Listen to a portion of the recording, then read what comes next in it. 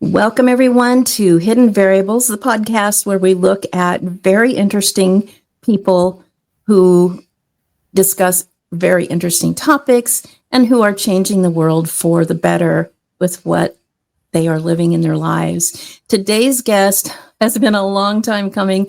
I am so delighted to have Naomi Swartzentruber on the Hidden Variables podcast. She is a fantastic, fascinating person.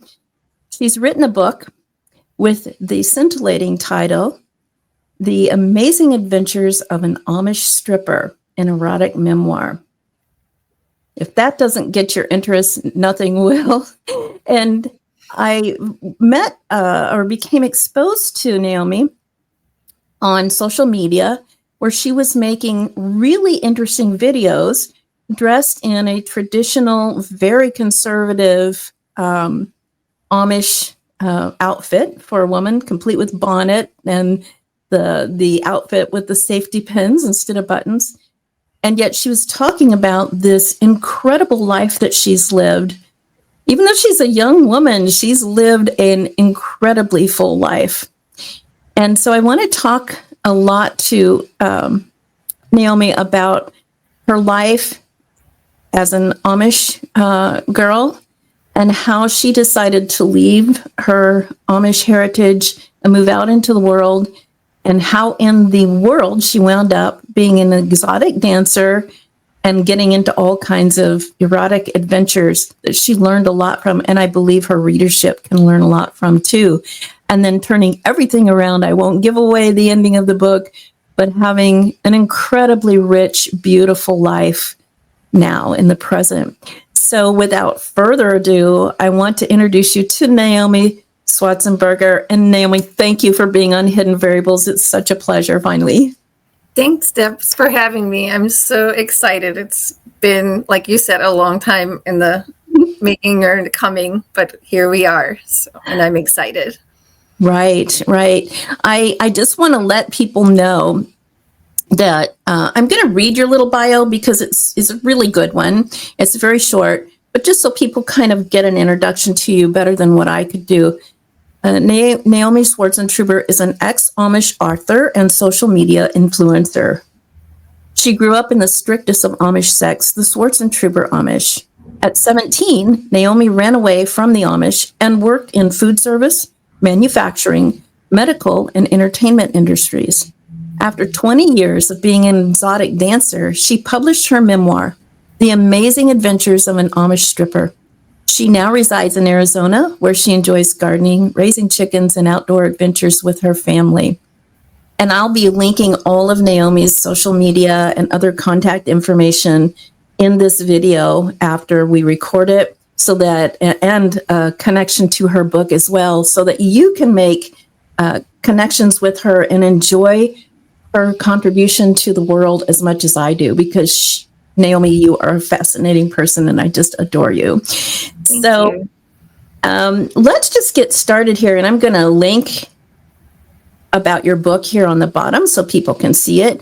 But let's get started by just asking you in your own words to say, kind of tell us a little bit about this story. How did all this happen?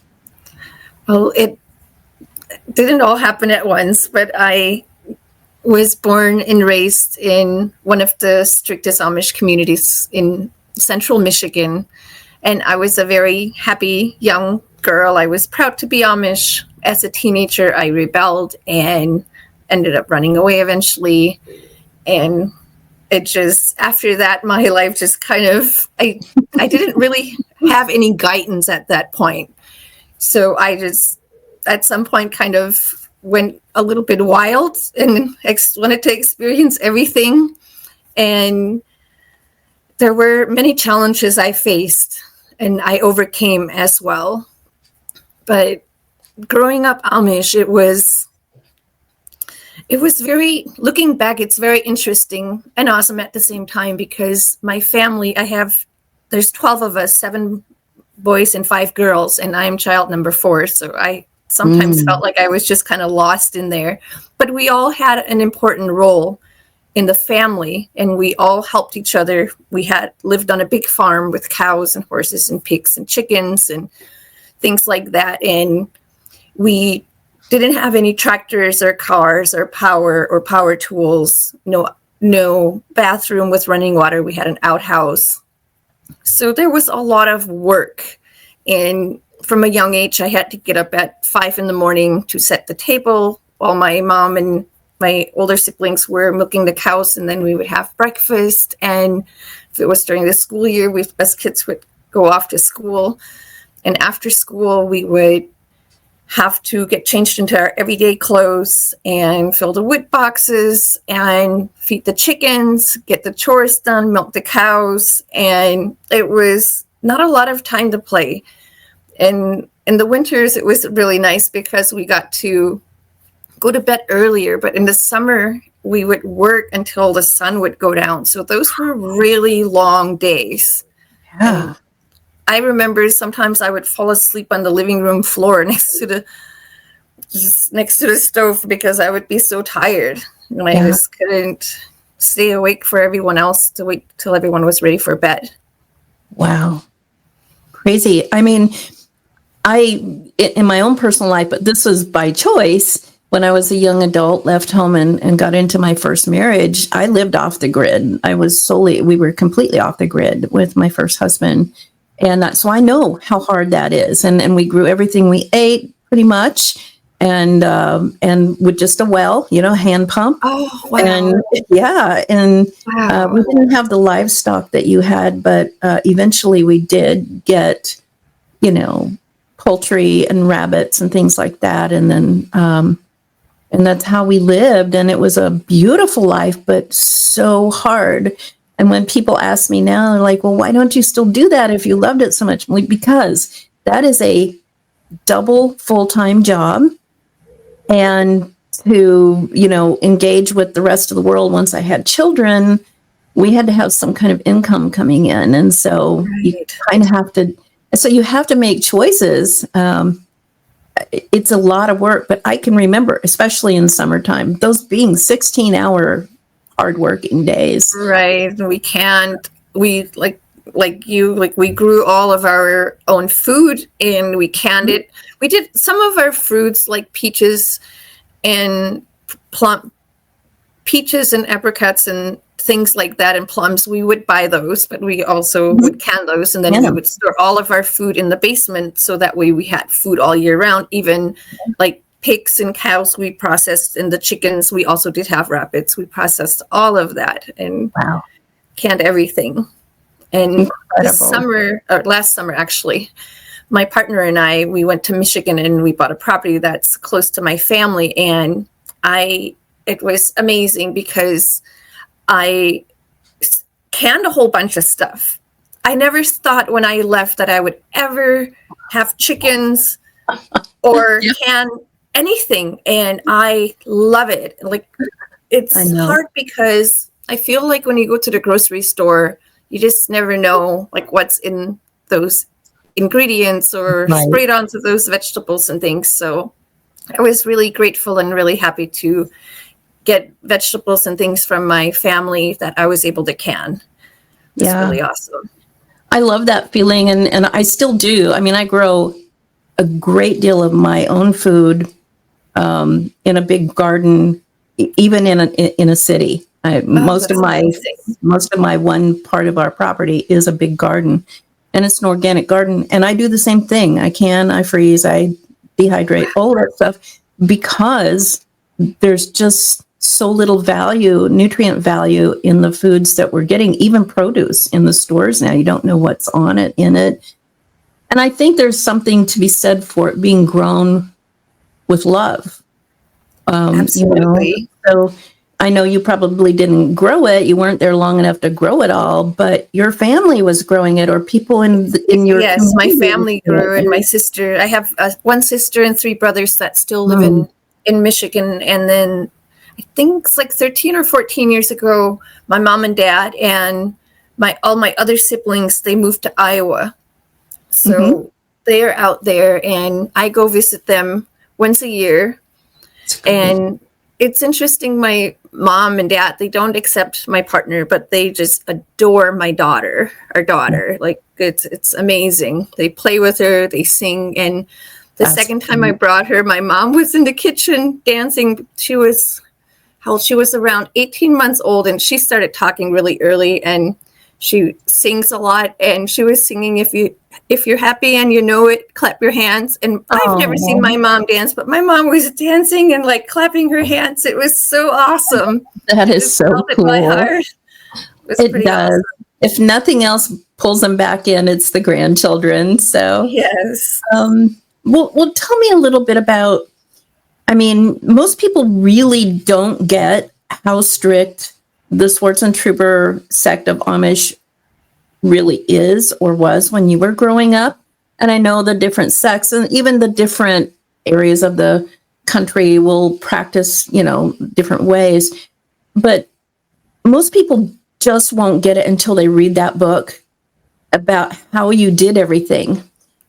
For instance, people, when they see your videos and you're dressed not like you are today, but sometimes you do dress in your traditional outfit, there are no buttons on your dress. They're safety pinned, and they don't even use the safety pins. They use, for the collar, they're allowed to use the safety pin, but they use straight pins. Now, the little girls actually from birth until 10, they have buttons on their dress, and the men have buttons on their shirts and pants. But after that, the dress changes, and they wear an apron and a cape, and not just a long apron down the front. But then they use the straight pins, and all of our dresses had to be down to our ankles, all dark colors. And it was very particular. Like, our cape couldn't be out too far. We had to wear a bonnet. All of our hair had to be covered. Our elbow, we could only roll our sleeves up to our elbows. The dresses could not have short sleeves. And our socks had to be up to our knees, knee-high socks, black socks always, and black shoes. So it was really, really strict. And we I talked a little bit about this before, all of our own food, our meals we cooked. And we had to heat our water on the stove to wash the dishes and to wash our hair, to take a bath in the basement. Took our baths several different places. When we lived on the little farm before mom and dad bought the big farm, we had a wash house that was not attached to the house. And in the winter, it was too cold to take a bath there. So we would do it in the kitchen, and we would put big kettles of filled with water on the kitchen stove. And that's where we took a bath in a big galvanized bathtub in the kitchen. And we had to change the water, and it wasn't that much fun. But after we got the big house and the new farm, it was a front room in the basement. And there we had a cast iron kettle that you could put fire under it and heat the water. And we also had a big Pioneer made wood stove down there. So we took a bath down there year round, and that was a lot more. Much better. Yeah, much better. And also on the old farm, we had to go outside to use the outhouse. It was not attached to the house. And in the winter, it was horrible, and it wasn't airtight, so there would be drifts on the seats. I remember we would put like this carpet or these foam pieces on, but there would be snow, and we'd have to wipe it off. Oh, it was so awful. Once we had the new farm, the wash house was attached to the house, and then there was a hall that went to the outhouse. So we had to go outside, but not like outside. And that was amazing to have that. That was so wonderful. Wow. Yeah. And even back then, we didn't have, when I left, we hardly ever had real toilet paper. We would just use newspaper. And I remember loving to go to my grandma's house because she always had toilet paper, and we would kind of make fun of her. Like, she was too good to use the regular to use newspaper. We thought she was trying to be fancy. Shortly after I left, I went to visit, and there was toilet paper in the outhouse. I was like, wow, they're Wow. creating their life. It was so cool. That's amazing. So Can you explain for the viewers why there are so many rules and what most people would call restrictions in the Swartzentruber sect or in Amish in general? What is the basis for all of that restriction? I'll explain it to the best that I can of the knowledge that I have. A lot of it is they can't do, I don't know a lot of the reasons why, because I would ask my mom and dad often, and their answer would be, it's not our way, or it's just our way. And at a very young age, I learned not to ask too many questions. Right. But a lot of it is to stay close to God. And how do I say it? So it's to stay close to God, and they think that you have to do all these things to get to heaven. Yes. And you can't have it doesn't make sense to me. And my youngest sister, she's not with the strict church anymore. And she told me recently, she's like, I never read anywhere in the Bible that it says that I have to work so hard to get to heaven. She says that I don't know why they feel like they have to do all this stuff the hard way so that they can go to heaven. Yeah. So it's a lot has to do with God and getting to heaven. And also the bishops, they are very strict and they keep the rules. And I mean, if they didn't, then the Amish wouldn't be as they are, I guess. Right. They kind of keep it within a structure, it feels like. And for me, I'm a very spiritual person. I've been a yogi most of my life, but I grew up in, as a Roman Catholic. I went to Catholic school. It was very strict too, but not to that degree. But there were a lot of rules. There's a lot of rules. And if you don't follow them, you don't get into heaven. You don't get to see God. And so I had a lot of questions really early on, like you probably did. And eventually I, just went on this other path of self-discovery. But in following things like the yogic path, and now my whole research and work is surrounding, the greater topic of cosmic consciousness, just consciousness, whatever that highest level of what you would call God or the cosmic heart or whatever is, no matter what religion or spiritual tradition I study and talk about with people, there's always some kind of set of rules. And the rules at the heart of it is really just to keep your mind focused on God, on goodness, and not being distracted by all of the things in the world. So I understand why certain sects can be really rigid and really restrictive, because the more you pull in, the more narrow your focus is. However, there's a danger in being too narrow focused, right? Right. You're here in the world, but if you're so separate from the world that you can't really interact well with others in the world other than your little sect, is that purposeful? Or are you just repeating, wash, rinse, repeat, wash, rinse, repeat? And so that's been kind of an inner inquiry of my own soul my whole life. I will tell you, the less distracted I am by the world, the closer I feel to that highest power, and things always seem to go more smoothly for me.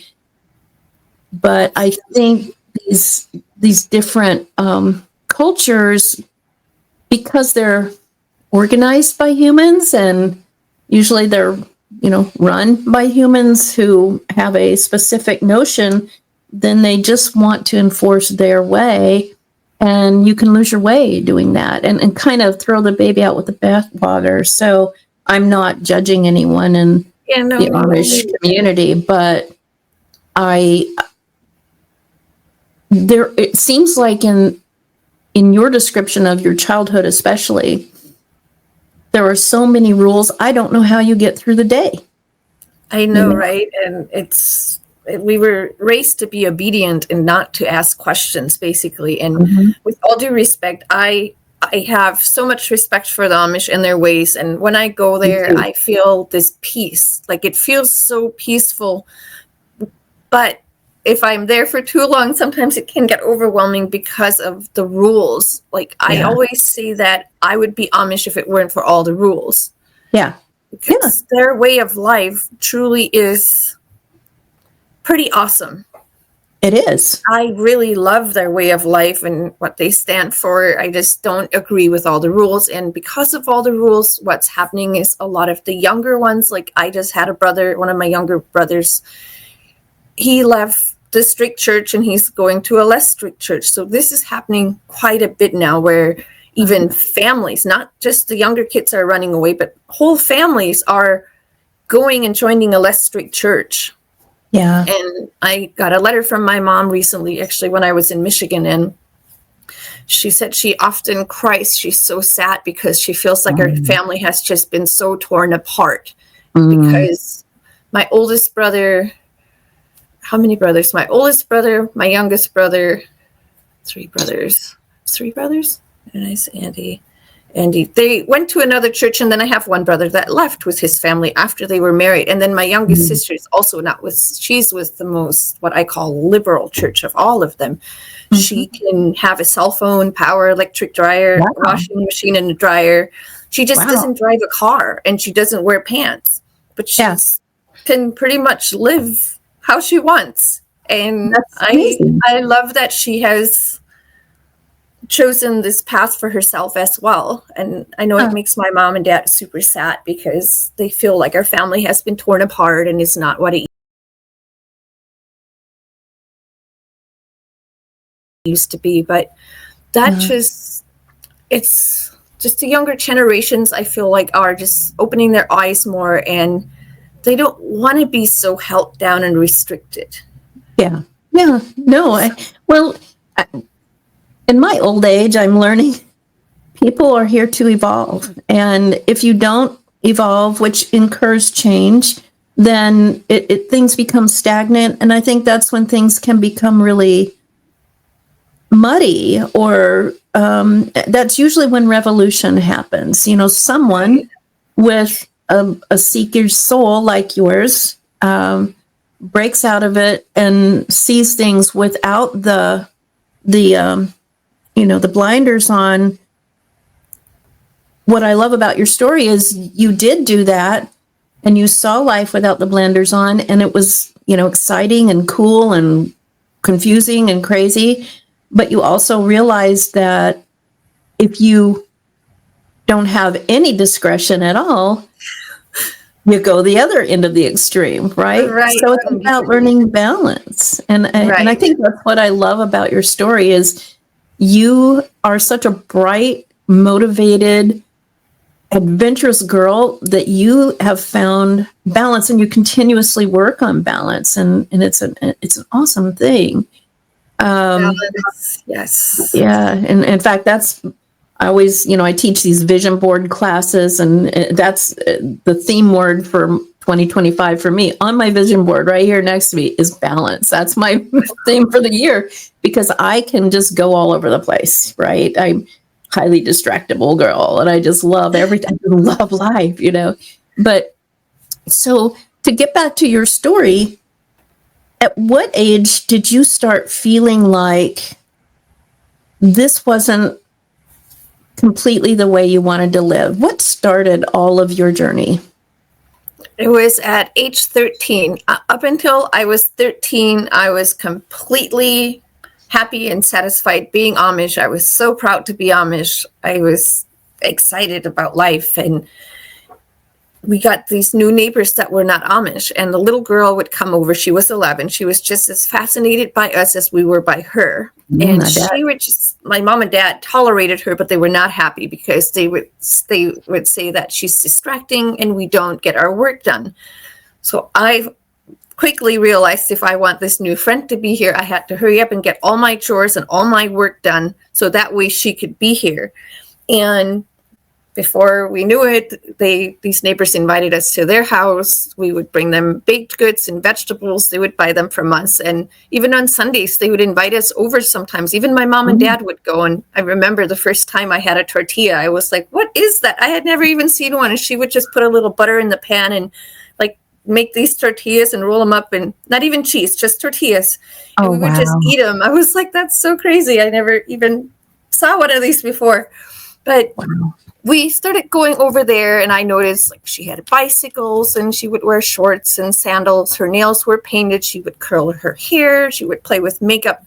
So I started fantasizing about these things, but I never planned on actually executing this plan to not be Amish, because they teach us if we leave, we will not go to heaven. Right. So I fantasized about having these things, and I would hear her radio, but I was told not to listen or watch TV. So I tried to be good. And then, gosh, I don't remember. I was a teenager. It was shortly after that I went with my brothers to go ice skating at my aunt and uncle's on Christmas. And the curtains were down. We knew the parents were gone, but the kids were there. So we were going to go ice skating. Curtains were down. My brothers were like, go see if they're even there. And I walk in, because that's what you do. The Amish don't, they just go in. And there's a radio on the kitchen table. Oh, and I was furious. I couldn't believe what I saw. They grabbed it. They put it under the jacket, the one boy, and he ran to his parents' bedroom. And they acted like nothing happened. They're like, oh, yeah, tell your brothers to come in. We never went ice skating. And I was so upset. I was disturbed. I went downstairs.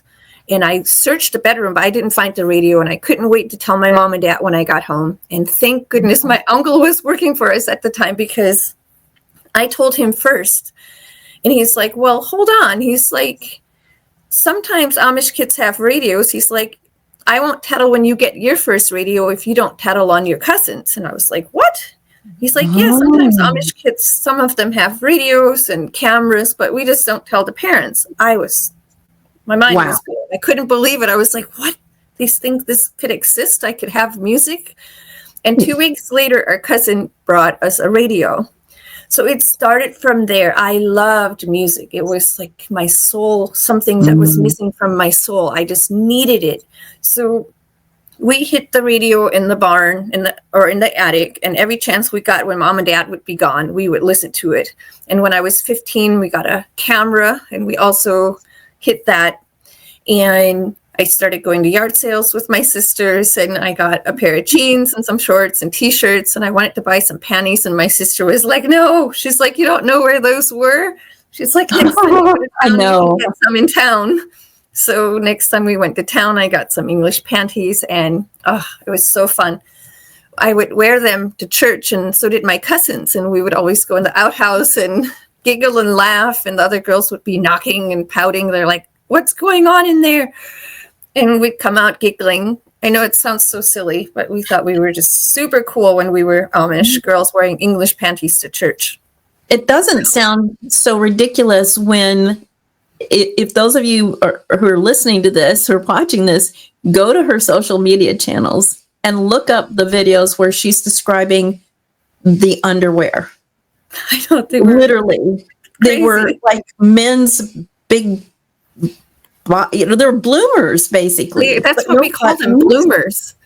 And how in the world did you do all that hard work and everything in those heavy layers of clothes, especially women? You talk about, when you got your period, and, for girls, I hate to go into this TMI subject for some of you who are uncomfortable, but to even be able to, you didn't have pads. You had these big bloomers that hung way down. The crotch wasn't even near anything, right? Awful.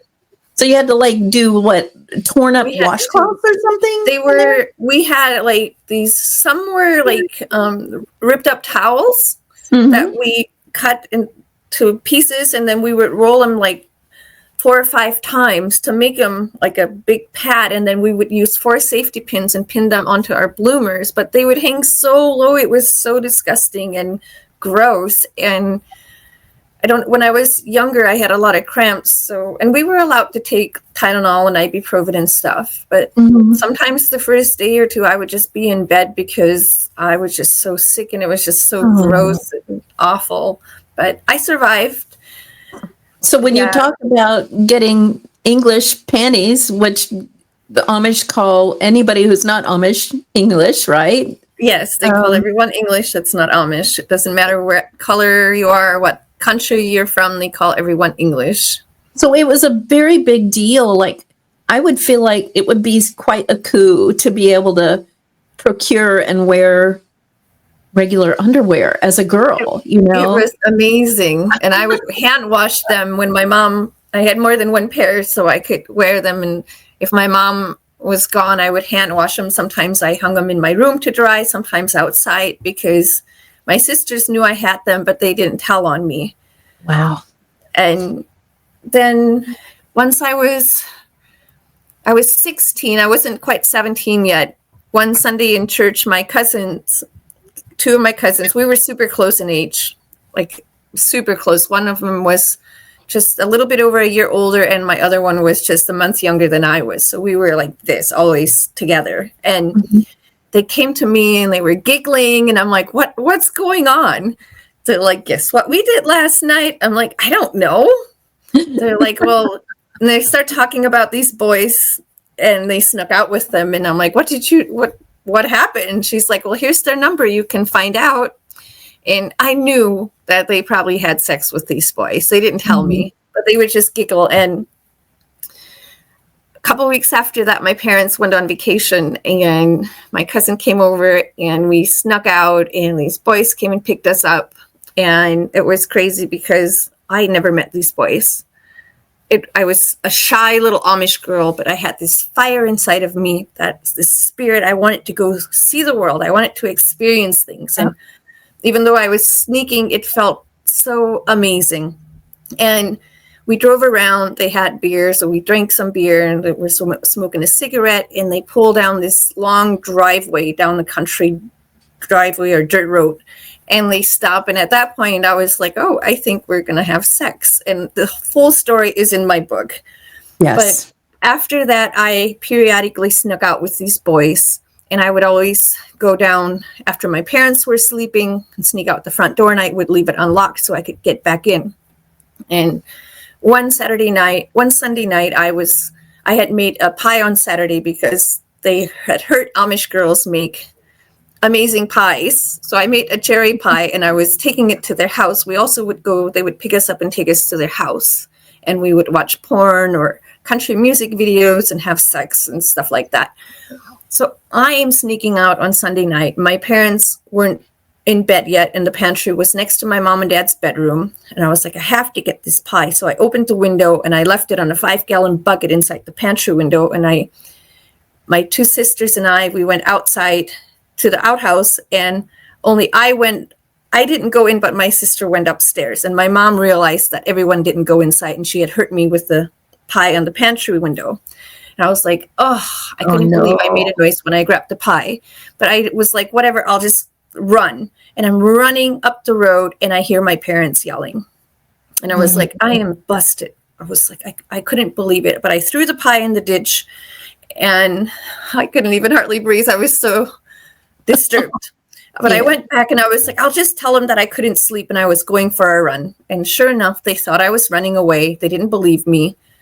And after that, I was like, I know for sure that I want to keep having fun, but I don't want to keep sneaking to have fun. So that's when I realized I knew I was going to run away. Like, I had to run away if I was going to keep living the life I wanted to live. And I didn't know how I was going to run away or where I was going to go. And one morning in July, I was picking strawberries by myself, and this man shows up that used to deliver logs to my dad's farm. And he came to the garden, and I was like, oh, this is my chance. I just blurted it out. I was like, I want to run away and live with you. And he was like, you're crazy. You can't do that. I was like, maybe I'm crazy, but I really do want to run away. And he thought about it, and then he's like, I'll come back in a week and tell you. And he did. And he said I could live with his mom if I helped take care of him. Now, mind you, his name is Kevin in the book. I didn't know that he was married. I had no idea, but I didn't want to run away to be with him. I just wanted to run away and have somewhere to go. Because before that, I had no clue when or how or what I was going to do. He was just your bridge. What's that? It was just your bridge to the outside world. Yes, it just was a way of me to have a place to live and somewhere to go. A week after that, I ran away, and the night I planned to run away I was like, my sisters and I, we took baked goods to the neighbors, and I was like, here's my chance. Baked goods and vegetables we took there. And they were all outside visiting, and I went in the house and I called Kevin, but he wasn't home, and I didn't even know about answering machines, but I was talking, and they realized it was me.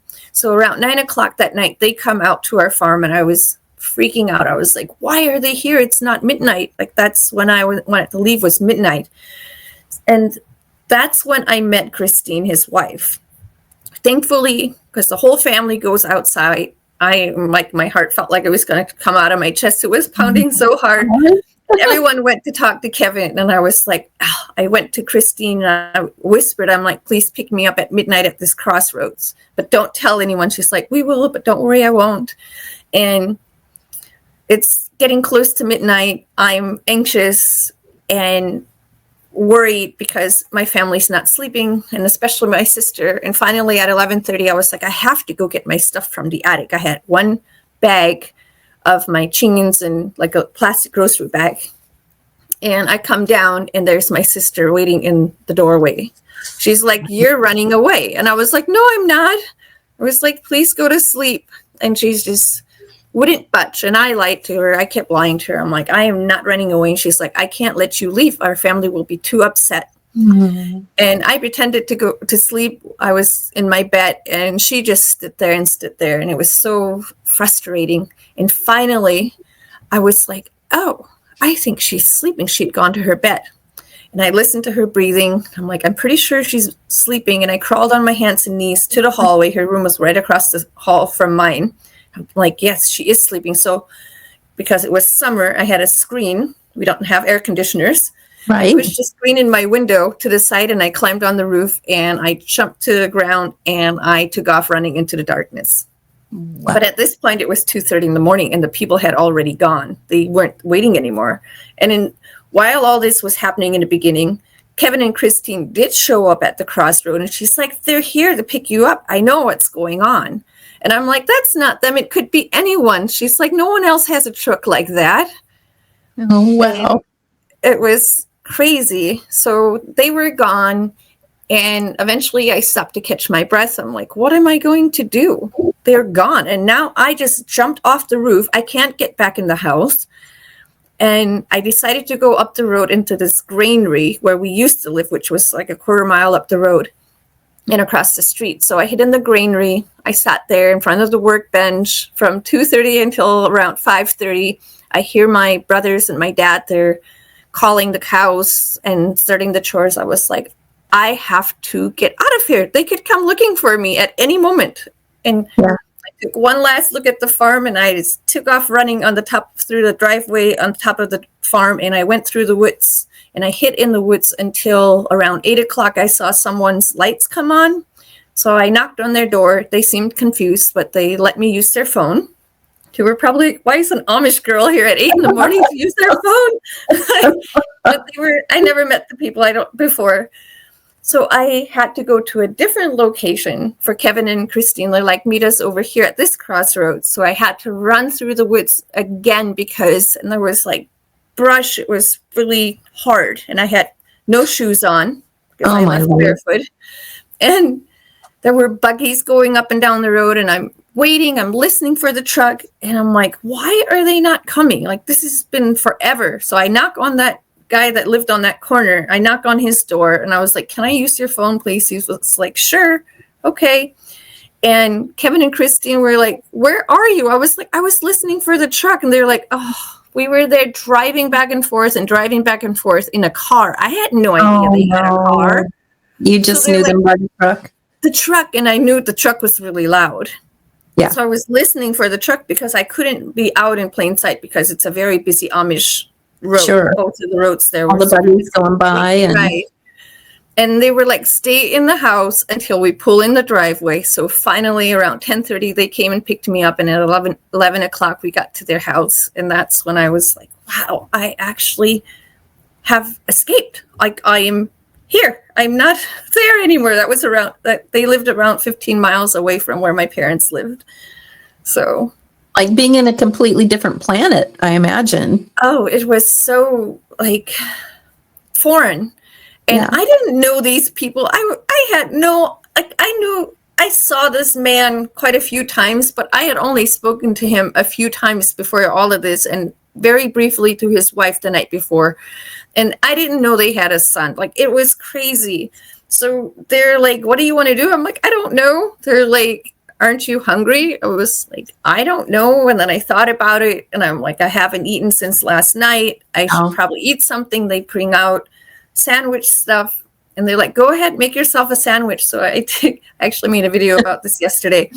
I take a piece of bread and I put mayonnaise, ham, lettuce, and cheese. And they're like, you can use 2 pieces of bread.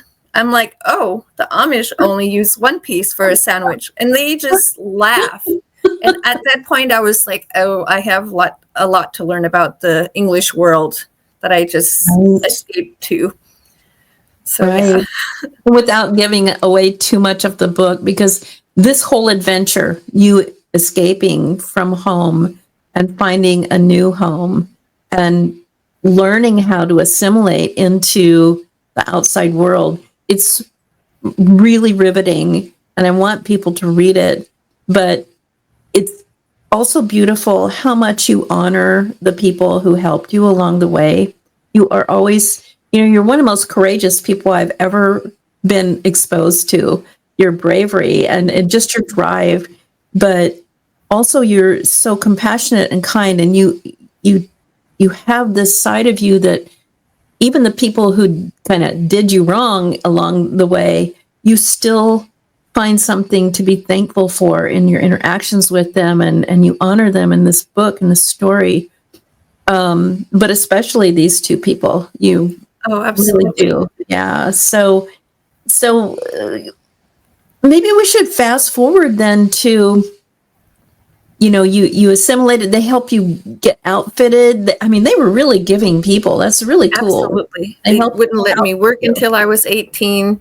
Mm-hmm. They just said I needed to learn about the English world if I'm going to be in it, which I'm grateful that they were there, even though it was super hard for me not to work, because that's all I knew my whole entire life was work, work, work. And after I turned 18, Christine took me and we went and put in applications, and I got my driving permit. And a week after that, I got hired at Burger King, and it was amazing. I was like, wow, my life. I felt like that's when my non-Amish life really started. I mean, I know I was learning about the world while they were supporting me financially and stuff, and that was a hard pill for me to swallow, was for them to take care of me like that, or to support me like that. And I'm really grateful that they were there for me and helped me like they did. And I got my job at Burger King, and then I moved to Minnesota in the next month, actually 2 months later. I moved to Minnesota with my first boyfriend. And there I worked in a factory and then an IBM. But my boyfriend there, he ended up breaking up with me. We moved there in August, and the next March he broke up with me. And now I was in a new state and all by myself. I didn't know hardly anyone. I'd never been on my own completely like that. And I was concerned about how I was going to pay my bills, and my best friend, she's still my best friend. I know people get upset with her sometimes, but honestly, my life, who knows what my life would have been like. I feel like it would have been so boring if I didn't meet this girl, and if she didn't take me to that strip club that night, because who knows what road I would have gone down. But she said there are lots of ways to make money. And one night she took me out and we ended up at a strip club. And before I knew it, I was on stage. And wow, it was so insane, but empowering at the same time, because even though I wanted to cry and there were so many emotions, I at the same time there was this fire inside of me, this empowerment that came out of that I didn't even know that was inside of me until I was on that stage that night. And after that, my life it didn't completely change at the time, but it opened my eyes to so many things that I had no idea about. And yeah, I mean, really, you had such an education.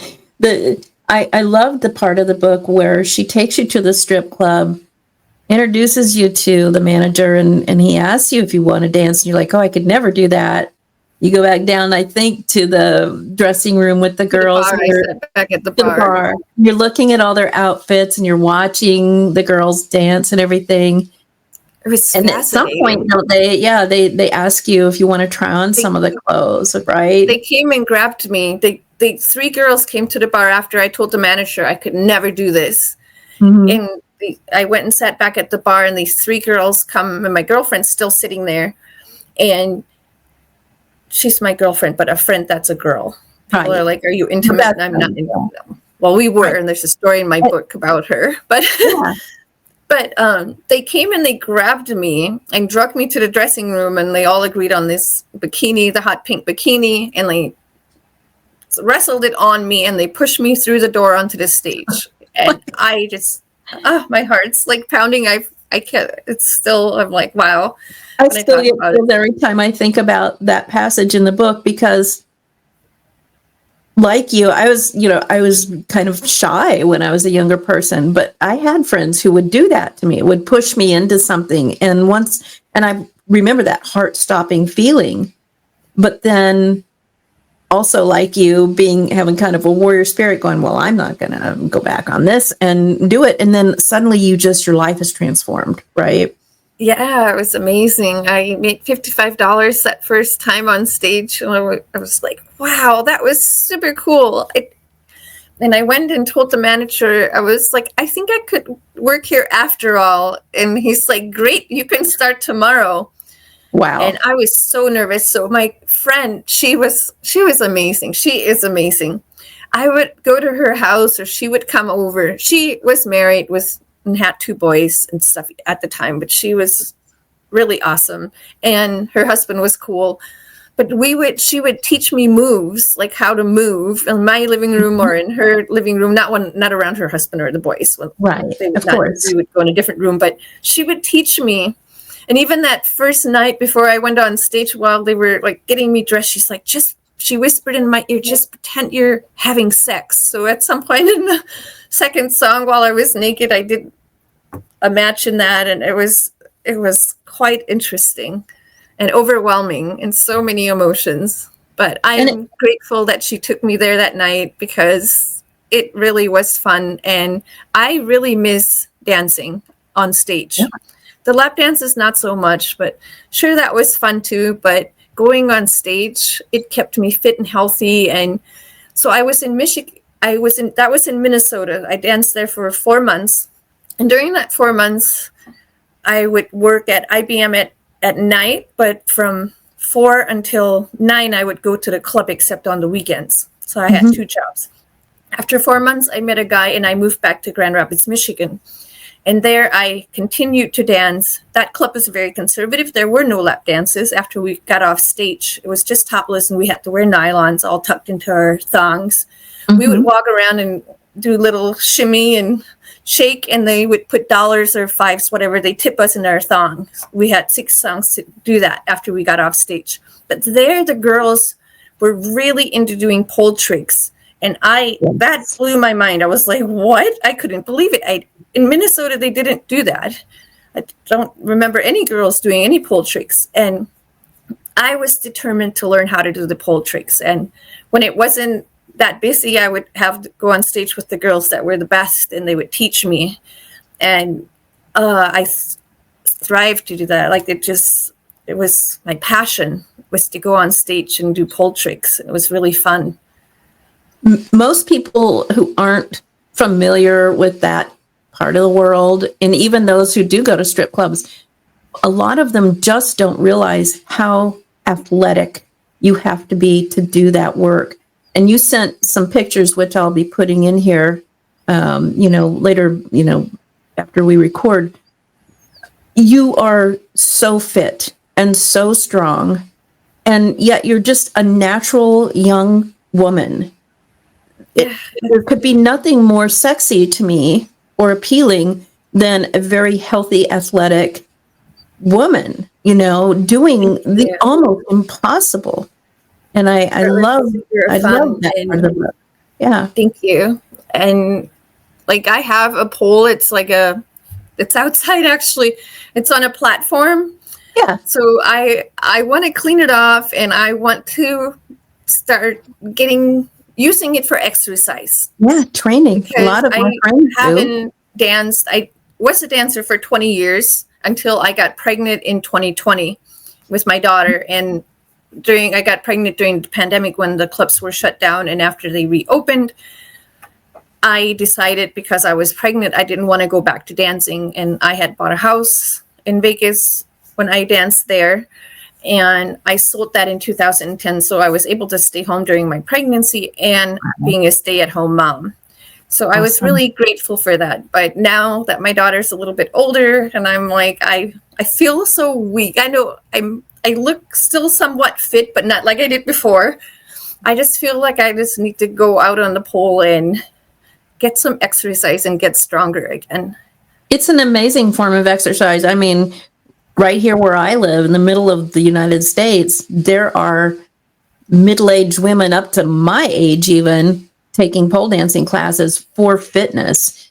And of course, their husbands or their partners buy them a pole at home and they set it up, and why not put a little spice in your life, but exactly. The fitness part of it is hard gymnastic work, basically. Absolutely. Is what it is. So I love that. Thank you. I always say that if I wasn't Amish, probably during my younger years, I probably would have been a gymnast, because even when I was Amish, my family thought I was crazy, because on Saturday nights I would go running. It made me feel so good. I loved working outside with my brothers. I wanted to do the hard work, and my mom would often get upset at me. She's like, "You're going to ruin your body with all the hard farm work," because generally the boys are outside doing the hard farm work and the women are working in the garden, canning the foods, cooking, making the clothes. But here I am out there doing the farm work and throwing down the silage and helping with the chores, because it made me feel good to do those things. It made me strong. It was great. Yeah. And we know that is true, that when you push yourself physically, your neurochemically, your body changes. You get all of these different hormones that flow and your body changes and you feel great. That's why you liked running. That's why I was a runner my whole life and an athlete. So it doesn't surprise me that you always have gravitated towards something that made you move your body and feel good about yourself. These are two things that are, I think, very important tenets, especially for the women in our culture now, especially the young women coming up. Well, let's talk a little bit about, without giving away too much of it, what happened in that span of 20 years and where you are now. A lot happened in that 20 years, like a whole bunch. When I was 21, I decided I wanted to go to college to be an accountant because I love math, I love numbers.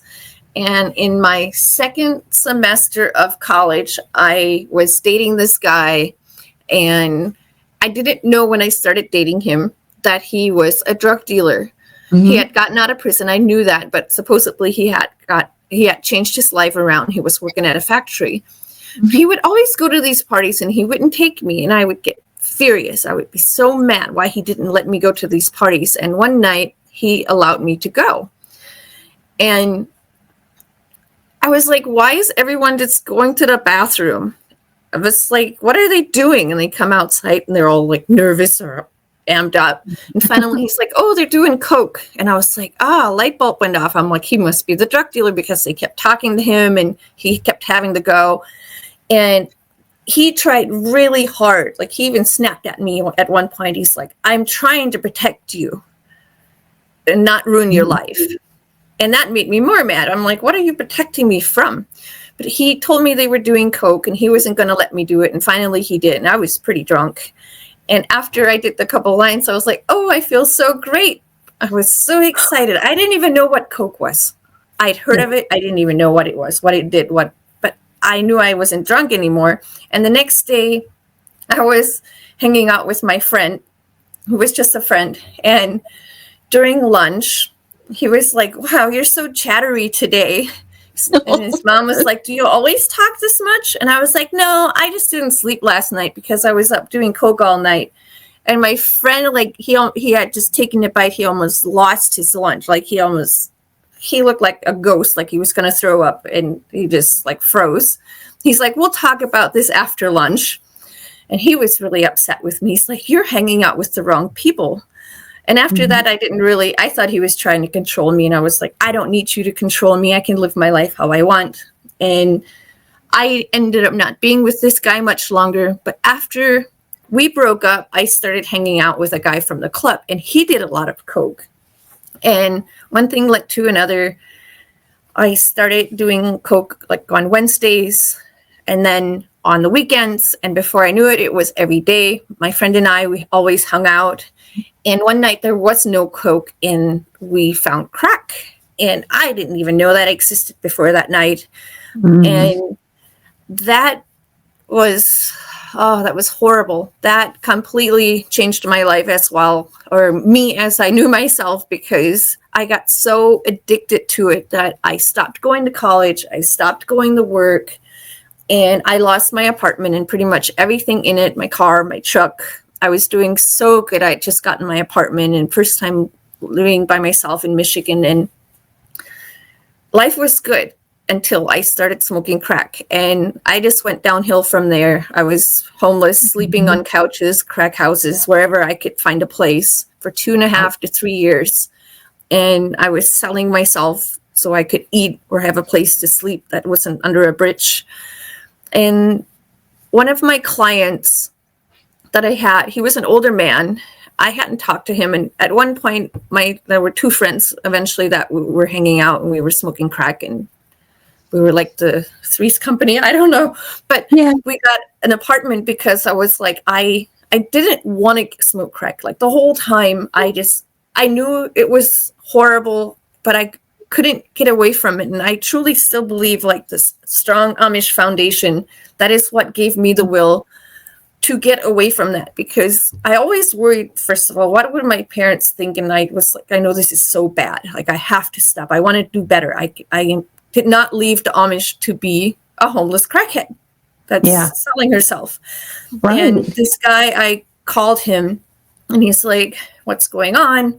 I told him a little bit, but I didn't want him to feel bad, so I didn't tell him everything. But he was like, I'm going to Vegas next week. Do you want to go? And I told him I had no money for a plane ticket. He said, don't worry about it. And we were scheduled to be there for a week. And the end of the first week, he's like, are you ready to go home? And I was like, no, not really. He said, we could stay another week. And I realized, like, the whole time I was there, I didn't even think about crack. I was so happy. I felt like a human again. That was like more normal. And as soon as we were on our way to the airport, I started getting that feeling deep down in my stomach, and I got nauseous and I almost threw up. Just thinking about my friends brought back the crack thoughts. Yeah. And that's when I realized if I ever wanted to not be a crackhead, that I probably needed to move away from them.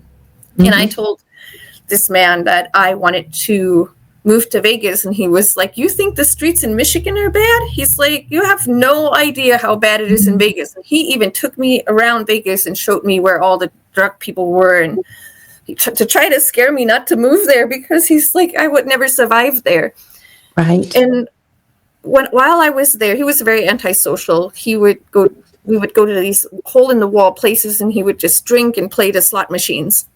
And he always gave me some money to go play the penny machines. And I had accumulated over $3,000. Wow. And I was like, wow, I can start my life over. And he's like, please don't give that hard-earned money to those boys, meaning the guys I was hanging out with, and I was like, oh, don't worry, I won't. As soon as they picked me up from the airport, we went and got more crack, and that money was gone in like no time. And like a month later, I called him again, and he's like, what happened? All the money went away? And I'm like, yeah, I didn't want to tell him, but yes. And he's like, well, I'm going to Vegas. You can go again. And he took me there 4 or 5 times. And I ended up meeting a guy there on, I think, the 4th time. And he had just gotten out of some rough times. So he was getting back on his feet too. And before I went back, I was like, can I move here and live with you? He was like, sure. So we moved in together. And I ended up moving there 2 weeks after I turned 24 to Vegas. And I was there for 10 days and I was bored. I was like, I have to get a job. And I went to Spearmint Rhino. I worked there for a couple months, but it was so huge. And there were so many girls. Sometimes on the weekend, 350 girls worked there. I can't even imagine how big that place is. So hard to make money. Like I would be happy. I was happy if I made $200 at night on a Friday night, because there was just so many girls. It was like, yeah, it was crazy. So this guy that had taken me to Vegas knew the general manager at Cheetah's. So we went to her. She was also a bartender at one of these places that he would go to. So he took me there. We talked to her, and the lady, she was like, sure, bring her in. We would love to have her. And that was pretty awesome, because the girls at Cheetah's were so cool. I felt like family there. And I am not a night person. I like to sleep at night. At first I did work at night, but eventually I went to day shift, and I loved working the day shift, which started at 11 a.m., but I could show up anytime. I usually showed up around 1 or so, and I could work until 11 p.m. if I wanted to. I hardly ever worked that late, but that was really cool. I really enjoyed working there. And that guy I was dating, he was, his name is Lance in the book. He was quite the piece of work. Yeah. He would find a job, but he would always find a reason to quit or get fired. And then I would support him. And that would make me so mad. I would get so mad. And I'm like, why is this man? And like the other girls, I heard this, girls I worked with, they were doing the same thing. And it would just make me furious. Like, these are grown men. Why can't they go get a job? Why are we supporting them? And it was very difficult. And he was very abusive. And after 6.5 years, I moved there in 2004. And in 2010, I bought a house, and he moved into the house with me.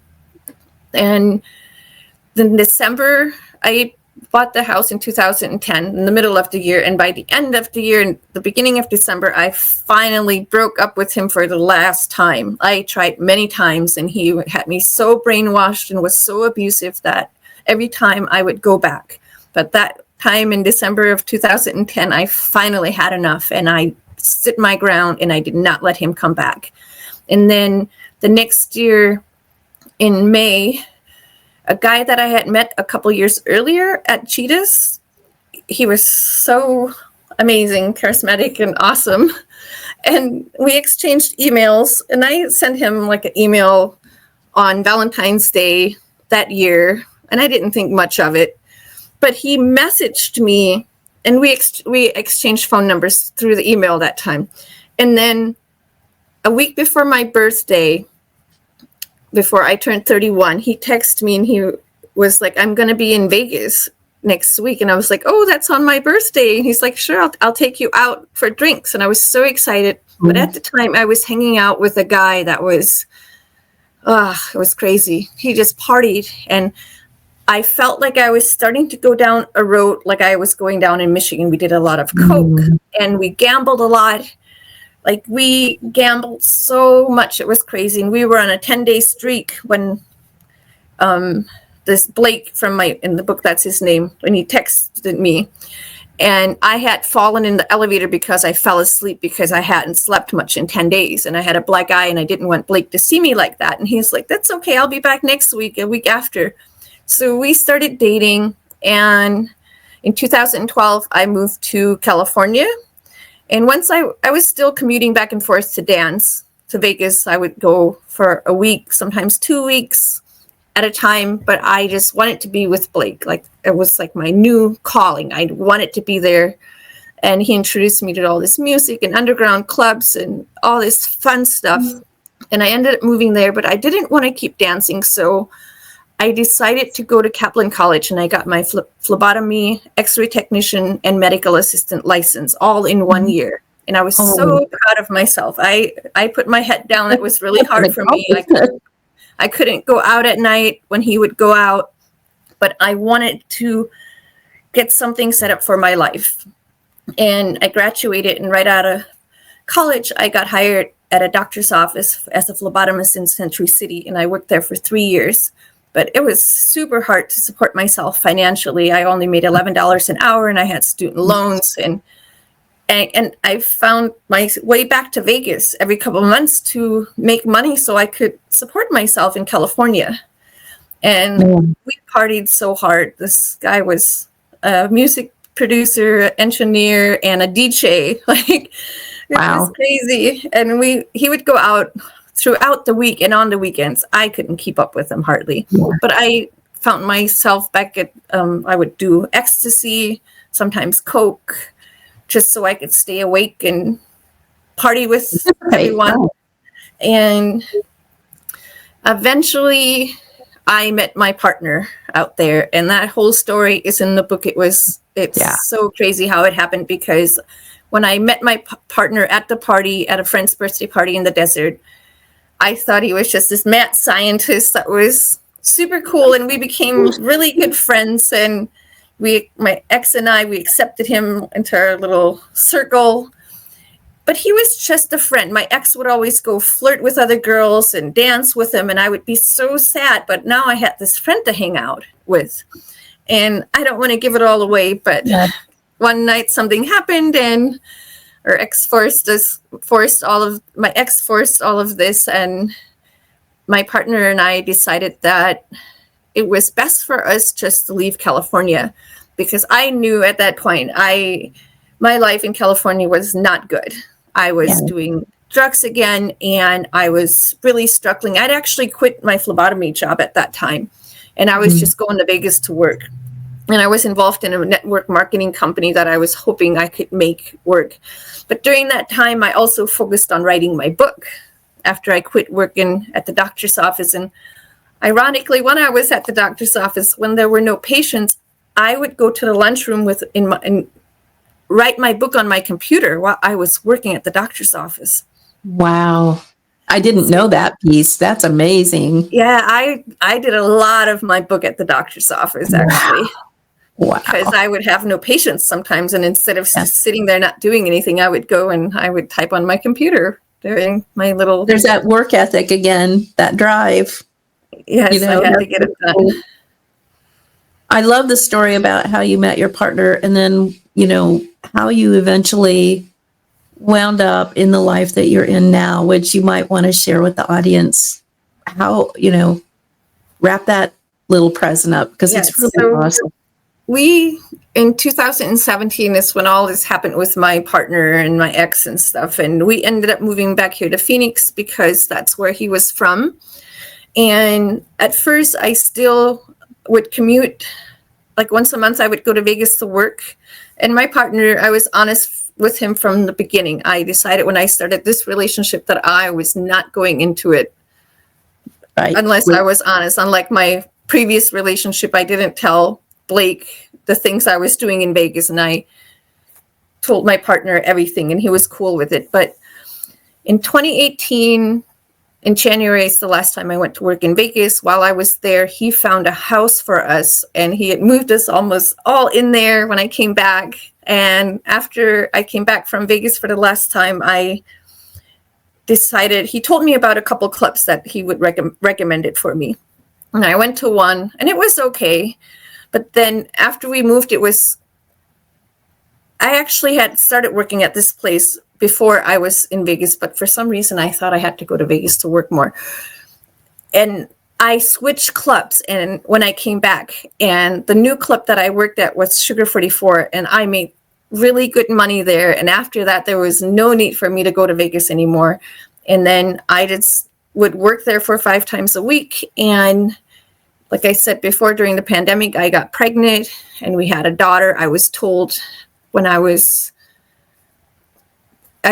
couldn't have any kids because I kept having miscarriages. And we gave up. And 5 months later, I got pregnant and we have the most amazing little daughter. And now we live outside of Phoenix on 2 acres. We live a debt-free lifestyle. We just sold 2 of the acres and we bought the place last summer in Michigan. And we have chickens, and I don't have a garden right now because we were traveling through the summer. Sure. But yeah. I really love my life now. It's the greatest chapter of my life. Being a mom is very challenging, but it's the most rewarding. And it just gives me such a reason to live. Life is good. And it's all about balance. And I often think back and I really can't even quite comprehend why I did the things I did. Like, why did I party and do so many drugs? I really don't know why, except it's just maybe I was unhappy and trying to fit in. But I love my life now. It's so tranquil and just peaceful and balanced. It's beautiful. I love the story. And, I can't answer that question for you, but I, like so many others who I really encourage to read the book and look at your videos, I feel such a resonance with your story, because how many of us ever go through life knowing exactly what right choices to make? And when we go off on all these tributaries and we're like, oh my God, why did I do that? And you can sit there for hours a day and wonder, why did I make that choice or that choice? But at the end of the day, I believe that every choice we make is perfect for the moment that it's in. And it puts us to the next step and the next step and the next step. And if we are a person who is grounded in conscious self-awareness, at least part of the time, it starts to leak through and say, okay, go this way because this is who you really are. And it leads you to these little puzzle pieces start falling into place, even when you don't know they are. For instance, you met your partner at one of those wild parties that your ex was giving. Well, who would have thought it even possible when they finally read the book and see who your partner kind of is as a person and what he's interested in? You're like, that's just so mind-blowing. Where the hell did that guy come from? Right. Out of the blue. But you had to go through all these different stages with all these men and all of these different adventures to come to that pivotal point where you actually would intersect with that person. Right. And so it's almost like the universe, higher self, whatever you want to call it, God knows that bigger plan and has you go through all of these foibles and adventures and misadventures because they lead you to that intersection. And that's where then suddenly a light bulb goes off and you're like, well, this is what I want to do with my life, at least for now. Right. And there's so much learning and gratification in that. And I think that's what inspires me so much about you is you were just this innocent person. You had no, the kids today grew up knowing about all these things in most of the culture, except for those who grew up like you. And so a lot of what you're talking about, going out sneaking out of the house, going out with boys, getting drunk, having sex, all that as a teenager, that's just part of normal teenage life in our culture. But you had to navigate those waters with no lifeboat, Right. And so you just kind of bobbed along in the ocean and did whatever life gave you. And yet there was something inside you that kept saying, now it's time to do something else. I mean, the things that you accomplished in these years, along with all of this other stuff. And I have to say, there's a theme in the book where you support everybody. Right. Everybody you're involved in, you're supporting these guys' habits, you're supporting these boyfriends, and on a deeper level, you support your friends, and there's this beautiful side of compassion to you, but you realize there has to be balance. So I love this about you. And now, so what I want to ask is, now that you're a mom, now that you're, deeply involved in this beautiful life with your partner, and you guys have so many cool interests and everything. It's really fun. I'm not going to give it away. Thank you. But what would you say your next, or what would your vision for life coming up be, especially as how it affects, your daughter, and you've talked about how, your lifestyle affected your family, especially your parents may not know everything because they are so shut off, but I have a feeling they probably do by now. But especially your daughter, what would you want to tell your daughter about the future, and how do you plan on guiding her through maybe avoiding some pitfalls, or are you going to just let her be free? And I'm interested in that. I am raising her very differently than from what I was raised. For example, she asked me if unicorns were real. Mm-hmm. And at first I hesitated, and then I was like, she really wants to know. And I decided to tell her, and her grandma was actually on the phone with me when she asked, and I was like, what do I do? And she's like, oh, they're real in your dreams if you can dream about them. But that I realized, I was like, I don't want her to go through life not knowing the truth like I did. Like, no one ever talked to me about sex.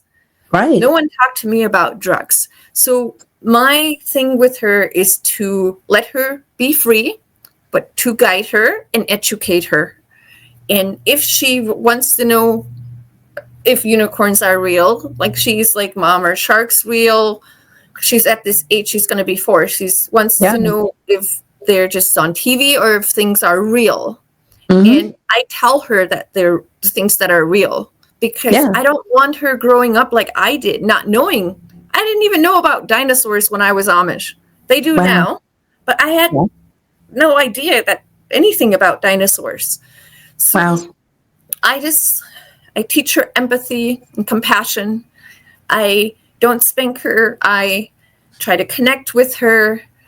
Like, one of the most challenging things for me as a parent is my parents raised us to be obedient. They were never playful. Everything was always strictly business, and we had to get our work done. Yeah. My mom never sat down to play with me or read a book to me. I don't have any memories of this ever existing. And so the challenge I'm taking on is to learn how to become more playful, because play is the language of children. That is their language, play. And what I notice when I'm playful, she is, and I connect with her, she's much more easygoing. Right. But I just, for the future, I want to inspire people to not give up, and I want to be an inspiration to her and teach her strong values and morals and things that are important, and the gift of giving and not just taking. Yes. I teach her to give. Like, for Christmas, we went and bought for the giving tree, and she's like, Mom, I want that. And I was like, this is for a kid that won't have presents like you. And it was hard for her at first, but then she was happy. That's beautiful. So I'm teaching her to be giving.